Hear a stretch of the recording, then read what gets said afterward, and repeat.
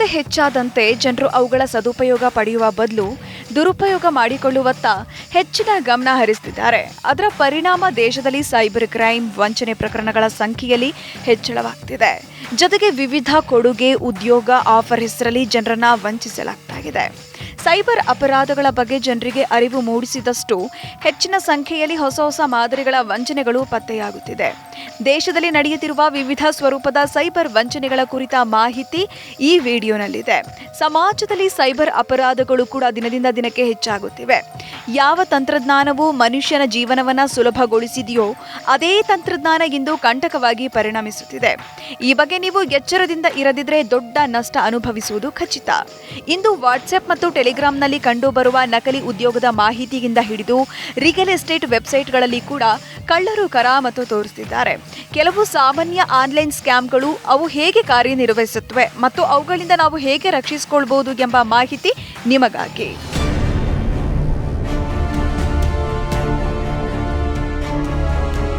ಹೆಚ್ಚಿನ ಯೂಟ್ಯೂಬ್ ವಿಡಿಯೋಗಳನ್ನ ನೋಡುವವರು ಅಥವಾ ಆನ್ಲೈನ್ನಲ್ಲಿ ಯಾವುದಾದ್ರೂ ಪ್ರಾಡಕ್ಟ್ಗಳಿಗೆ ವಿಮರ್ಶೆಗಳನ್ನ ಬರೆಯುವವರು ಈ ಸ್ಕ್ಯಾಮರ್ಗಳ ಟಾರ್ಗೆಟ್.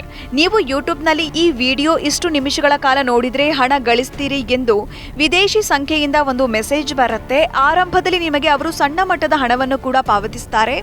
ಬಳಿಕ ನಿಮ್ಮ ನಂಬಿಕೆಯನ್ನ ಗಳಿಸಿ ನಿಮ್ಮ ಹಣವನ್ನ ಕದಿಯಲು ಮುಂದಾಗ್ತಾರೆ. ನೀವು ಇನ್ನಷ್ಟು ಹಣವನ್ನ ಹೂಡಿಕೆ ಮಾಡಲು ಈ ಸ್ಕ್ಯಾಮರ್ಗಳು ನಿಮ್ಮ ಬಗ್ಗೆ ಸೂಕ್ಷ್ಮವಾದ ವಿವರಗಳನ್ನ ಕೇಳ್ತಾರೆ. ಈ ರೀತಿಯ ವಂಚನೆಯನ್ನ ಎಂದಿಗೂ ನಂಬೇಡಿ.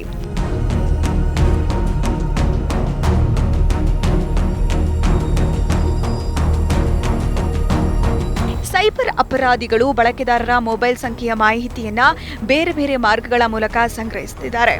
ನೀವು ಯಾವ ವಿವರಗಳೊಂದಿಗೆ ಸಿಮ್ ಕಾರ್ಡ್ ತೆಗೆದುಕೊಂಡಿದ್ದೀರಿ, ಸಿಮ್ ಕಾರ್ಡ್ ಯಾರ ಹೆಸರಿನಲ್ಲಿದೆ ಮುಂತಾದ ವಿವರಗಳನ್ನ ಸಂಗ್ರಹಿಸುತ್ತಾರೆ. ನಂತರ ಅವರು ನಿಮ್ಮ ಹೆಸರಿನಲ್ಲಿ ಮಾತನಾಡಿ ಸೂಕ್ತ ವಿವರಗಳನ್ನ ನೀಡಿ ಟೆಲಿಕಾಂ ಕಂಪನಿಗೆ ವಿಶ್ವಾಸ ಮೂಡಿಸುತ್ತಾರೆ. ಈ ಮೂಲಕ ಅವರು ಹೊಸ ಸಿಮ್ ಅನ್ನ ಪಡಿತಾರೆ. ಇದಕ್ಕಾಗಿ ಬಳಕೆದಾರರ ನಕಲಿ ಐಡಿ ಸೃಷ್ಟಿಸಲಾಗುತ್ತಿದೆ.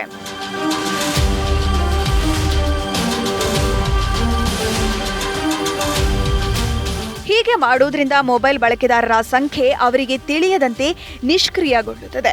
ಈ ವೇಳೆ ನಕಲಿ ಸಿಮ್ ಕಾರ್ಡ್ ಪಡೆದಿರುವ ಸೈಬರ್ ಅಪರಾಧಿಗಳು OTP ಮೂಲಕ ನಿಮ್ಮ ಖಾತೆಗಿಂದ ಹಣ ಕದಿಯುತ್ತಾರೆ. ಇಂಥ ಅಪರಾಧಗಳು ಇತ್ತೀಚೆಗೆ ಹೆಚ್ಚು ವರದಿಯಾಗುತ್ತಿವೆ.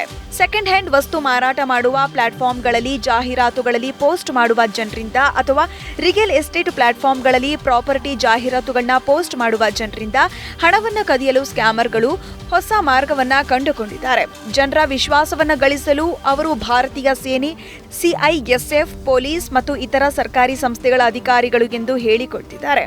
ಅಚ್ಚರಿಗೆಂದ್ರೆ ಇವರು ಭಾರತೀಯ ಸೇನೆಯ ನಕಲಿ ID ಕಾರ್ಡ್ ತೋರಿಸಿ ಸಂತ್ರಸ್ತರನ್ನ ನಂಬುವಂತೆ ಮಾಡ್ತಾರೆ. ಹೆಚ್ಚಿನ ಸಂದರ್ಭಗಳಲ್ಲಿ ಈ ಸ್ಕ್ಯಾಮರ್ಗಳು ಹೆಚ್ಚಿನ ಹಣದ ಆಮಿಷವೊಡ್ಡಿ ಮಾರಾಟಗಾರ ಅಥವಾ ಖರೀದಿದಾರರ ನಂಬಿಕೆ ಪಡ್ಕೊಂಡು ಮೋಸ ಮಾಡ್ತಾರೆ.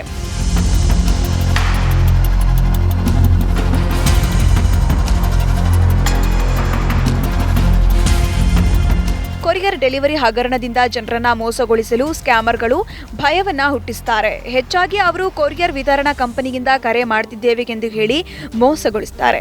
ನಿಮ್ಮ ಪ್ಯಾಕೇಜ್ನಲ್ಲಿ ಡ್ರಗ್ಸ್, ನಕಲಿ ಪಾಸ್ಪೋರ್ಟ್ಗಳು ಮತ್ತು ಕ್ರೆಡಿಟ್ ಕಾರ್ಡ್ಗಳಂತ ಕಾನೂನು ವಿರೋಧಿ ವಸ್ತುಗಳಿವೆ ಎಂದು ಹೇಳ್ತಾರೆ. ಪೊಲೀಸ್ ಅಧಿಕಾರಿ ನಿಮ್ಮ ಜೊತೆ ಮಾತನಾಡ್ತಾರೆ ಎಂದು ವಿಡಿಯೋ ಕರೆ ಮಾಡಲು ಕೇಳ್ತಾರೆ. ಬಳಿಕ ಸ್ವಲ್ಪ ಹಣವನ್ನ ವರ್ಗಾಯಿಸಿ ಎಂದು ಆಮಿಷ ಒಡ್ತಾರೆ. ಹಾಗೆಂದು ನೀವು ಹಣವನ್ನ ವರ್ಗಾಯಿಸಿದ್ರೆ ನಂತರ ಅವರು ನಿಮ್ಮ ಸಂಪರ್ಕಕ್ಕೆ ಸಿಗುವುದಿಲ್ಲ.